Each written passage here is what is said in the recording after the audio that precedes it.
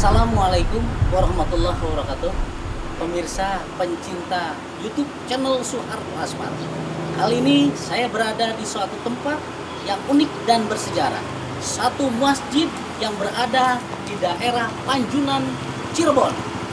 Masjid Merah Panjunan.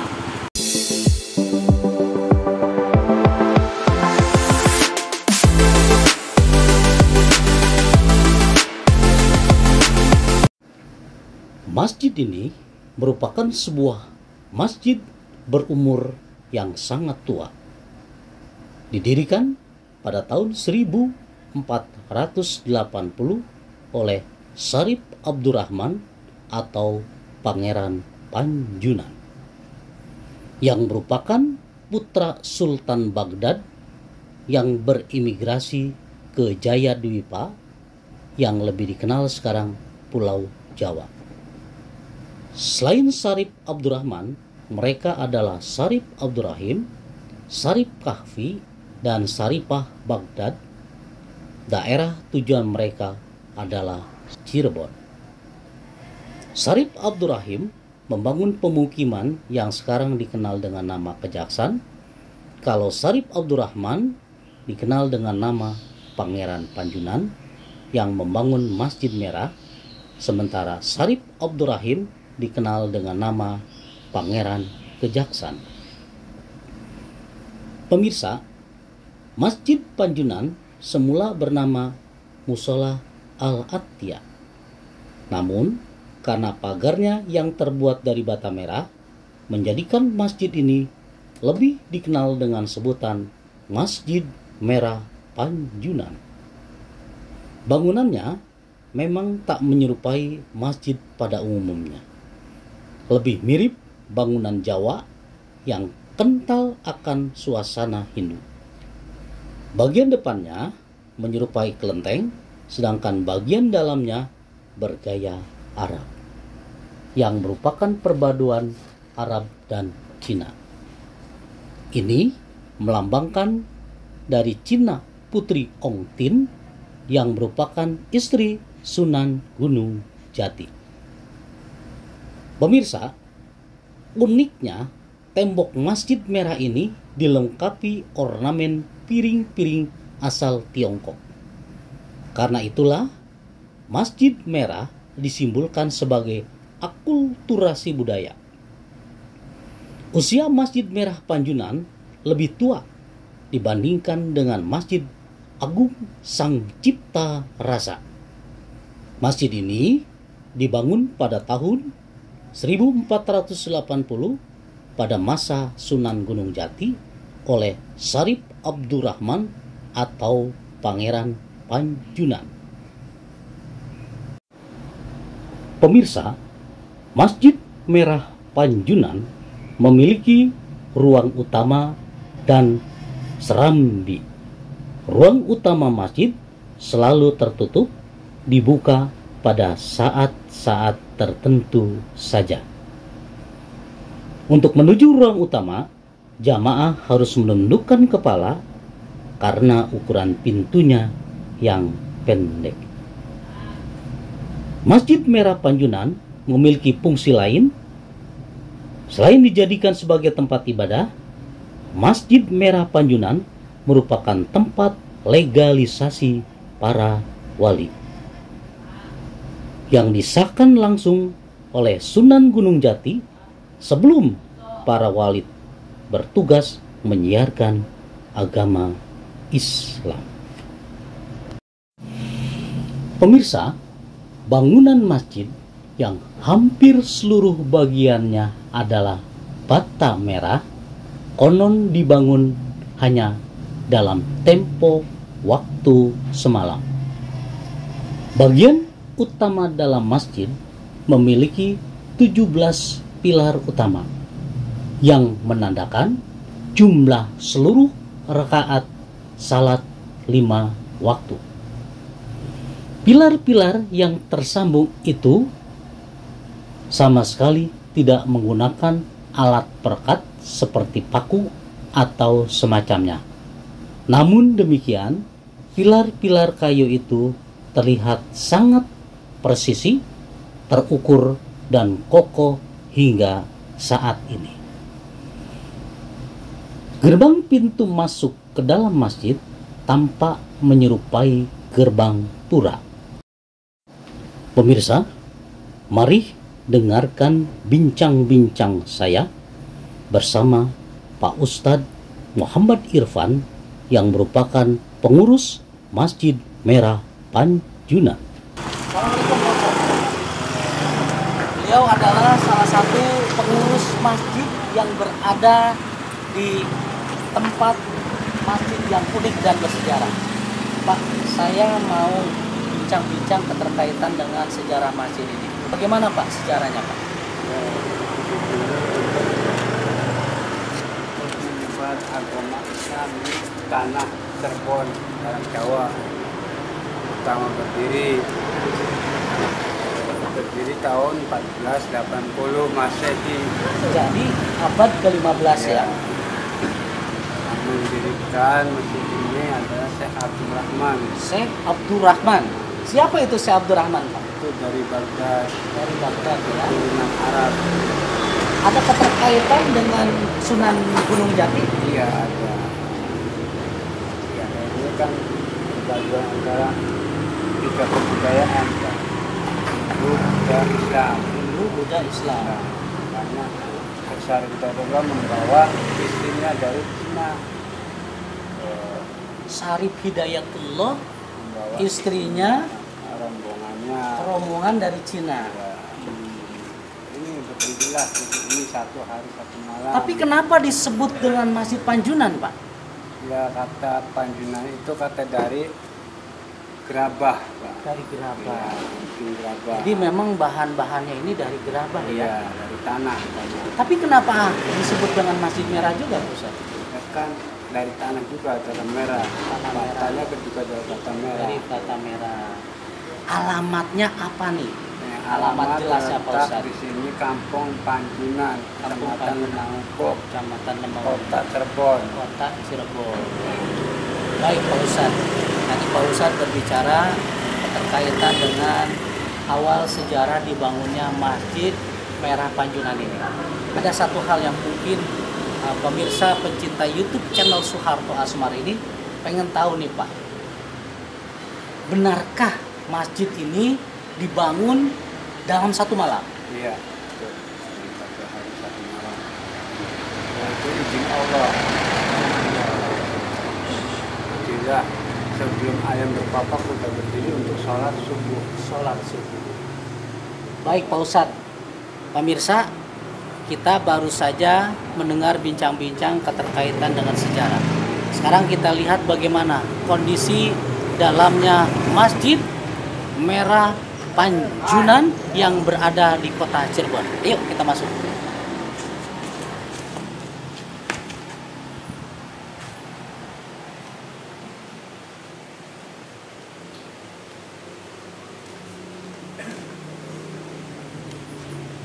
Baik pemirsa, kami bersama dengan Pak Ustadz Muhammad Irfan sudah berada di dalam masjid. Dalamnya masjid ini nuansanya betul-betul nuansa tua dan religius. Nuansanya betul-betul mengingatkan kita pada zaman-zaman dahulu.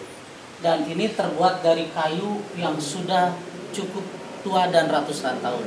Pak Ustadz, ini masjid induk di dalamnya ini dilihat kondisinya cukup banyak yang perlu kita tahu. Apa sih kegiatan yang ada di masjid ini, Pak Ustadz? Kegiatan di sini buat ibadah sholat waktu ini ruangannya sebulan 2 kali untuk ngadain pengajian. Sebulan 2 kali untuk mengadakan pengajian. 1 tahun sekali maulid Nabi. 1 tahun sekali maulid. Ya. Tapi kenapa ini Pak Ustadz tidak dipakai sholat Jumat ya Pak Ustadz? Ini sebetulnya ya, udah dari zaman dulunya ya, dan maulid ini untuk musyawarahnya para wali. Musyawarah para wali. Jadi tidak digunakan untuk sholat Jumat. Iya. Itu disebabkan karena ada masjid lain. Ya, itu berdirikan lagi masjid satunya sang Rasa Kesatuan. Jadi pemirsa, memang kalau dilihat dari kisah apa yang disampaikan oleh Pak Ustadz, berarti memang masjid ini juga sebelum Masjid Agung Sang Cipta Rasa sudah didirikan, betul Pak Ustadz. Setelah Sang Cipta Rasa itu didirikan, maka berpindahlah sholat Jumat di Masjid Agung Sang Cipta Rasa. Mungkin kondisinya juga memang masjidnya ini tidak terlalu besar pemirsa. Pak, ini luas arealnya berapa nih Pak? Ini Kurang lebih 20 meter. 20 meter ya. Jadi luas tanah dan bangunan berapa meter nih seluruhnya Pak? Yang dimiliki. Kalau ininya sih panjang 50 ya. Ya mungkin luas seluruh tanahnya bisa diperkirakan hampir sekitar 600 meter kali Pak ya. Baik pemirsa, kita lihat sekarang keberadaan masjid di depan ini. Nah pemirsa, ini ada tulisan La ilaha illallah Muhammad Rasulullah. Tulisan ini sejak kapan Pak Ustadz? Ini baru. Oh yang ini mau baru ya, tulisan ini baru. Nah kalau kita lihat, selain bangunannya cukup unik dan bersejarah, Pak, kita lihat di sini. Ini adalah mihrab untuk imam di sini. Bapak bisa menceritakan kenapa kok ada posyan piring, ya, kemudian ini kan menandakan keunikan dari masjid ini. Ya, silakan Posyan. Pengalaman ini ya sebetulnya ini mau melambang apa namanya negara dari Buddha. Lambang Buddha ya. Jadi ini jadi lambang-lambang dari Buddha ya. Dan kalau kita lihat juga di sini pemirsa, ini di dinding dari masjid ini ditempel keramik-keramik piring-piring dari budaya Cina ya Pak Ustadz ya. Ini menandakan bahwa masjid ini benar-benar bernilai historis sejarah dan punya keanekaragaman. Jadi mengakui betul keberadaan pada wali Allah pada zaman dahulu itu, toleransi beragamanya cukup tinggi. Buktinya budaya-budaya Cina nempel di masjid-masjid ini.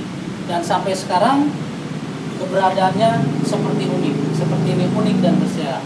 Kayunya ini kayu apa ini Pak Ustadz? Kayu jati tembesi. Kayu jati tembesi.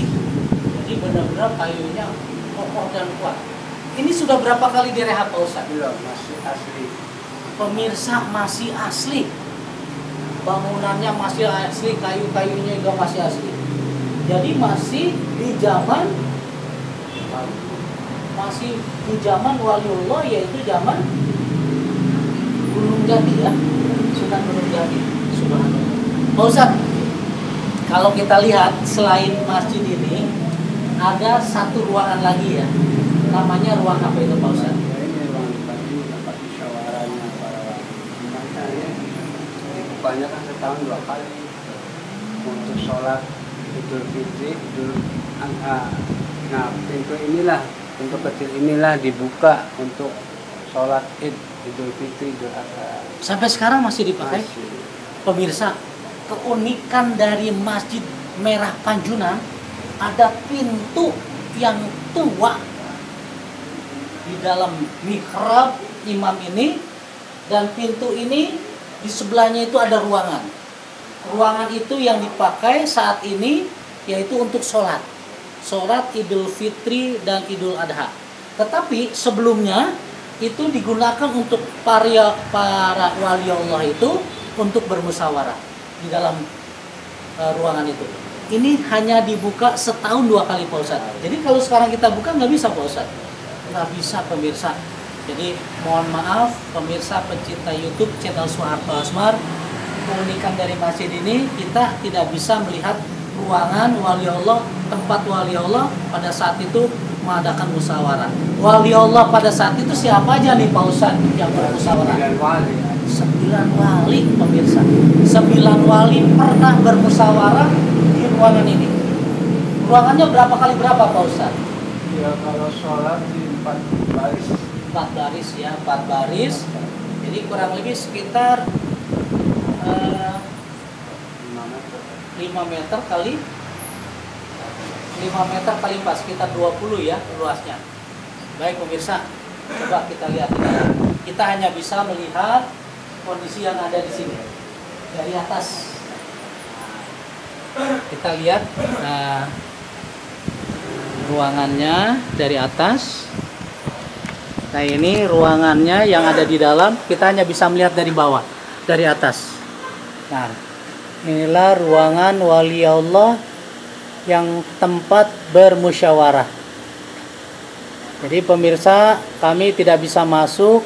Memang satu aturan oleh Pak Ustadz Irfan mengatakan bahwa hanya 2 kali dalam 1 tahun, yaitu Idul Fitri dan Idul Adha, ruangan ini bisa dipergunakan.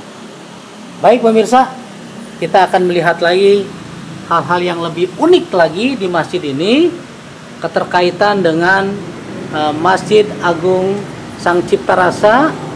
Dan sekarang ini bagian dari Masjid Agung Sang Cipta Rasa, yaitu Masjid Merah Panjunan, yang letaknya juga tidak jauh, hanya kisarannya kurang lebih hanya sekitar 500 meter dari Masjid Panjunan ini ke Masjid Agung Sang Cipta Rasa. Pak Ustadz, ada hal yang perlu saya tanyakan kembali Pak Ustadz. Mungkin ada pesan dan kesan yang akan Pak Ustadz sampaikan keterkaitan dengan keberadaan Masjid Merah Panjunan yang berada di daerah kota Cirebon. Ya pemirsa semuanya yang ada di Indonesia, inilah Masjid Merah. Saya yang mengurus masjid ini ya boleh mampirlah datang ke Masjid Merah ke Cirebon, kota Cirebon. Pas tengah-tengah kota Cirebon terletaknya Masjid Merah Panjunan. Ya sekianlah, terima kasih dari saya. Wassalamualaikum warahmatullahi wabarakatuh. Baik pemirsa, apa yang disampaikan oleh Pak Ustadz adalah sesuatu yang betul-betul menjadi pesan pada kita semua. Masjid yang bernilai sejarah perlu kita lestarikan dan kita jaga.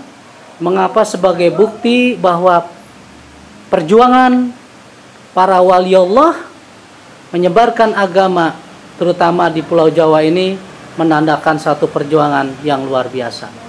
Mudah-mudahan apa yang menjadi harapan kita, Islam di Nusantara ini selalu menjadi acuan bahwa kita adalah para muslimah yang sejati untuk terus cinta kepada Allah Subhanahu wa taala. Baik pemirsa, baru saja kita bincang-bincang keterkaitan dengan sejarah Masjid Merah Panjunan. Terima kasih Pak Ustadz apa yang telah Pak Ustadz sampaikan. Mudah-mudahan menjadi satu ketekatan kita akan terus melestarikan dan sekaligus memberikan suatu bukti perjalanan wali Allah, perjuangan wali Allah sebagai bukti wali Allah betul-betul membuat satu hal yang terbaik untuk kita. Mudah-mudahan semuanya bisa mengamalkan sekaligus juga bisa melaksanakan perintah Allah Subhanahu wa taala. Assalamualaikum warahmatullahi wabarakatuh.